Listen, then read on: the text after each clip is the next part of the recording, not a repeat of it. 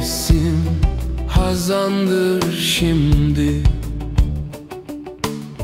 Kır çiçekleri solar gider, soluk kalır umut, güneşe kara çalınır. Buz keser sevda, kırık döküktür ömür. Düşüme ayaz vurur,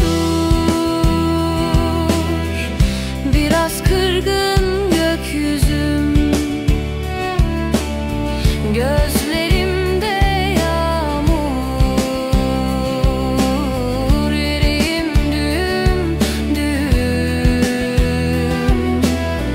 Düşüme ayaz vurur, biraz kırgın gökyüzüm.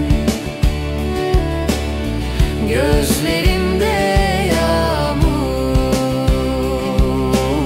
yüreğim düğüm düğüm.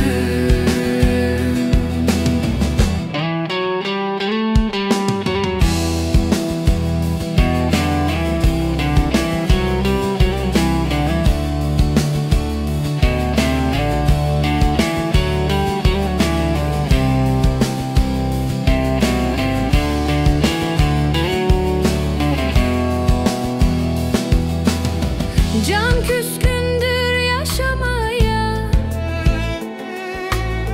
anılarda darp izleri. Düşmandır artık yarın, bugünse arar dünleri.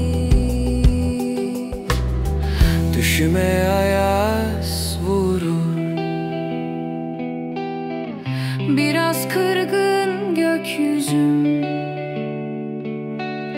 gözlerimde yağmur. Yüreğim düğüm düğüm. Düşüme ayaz vurur,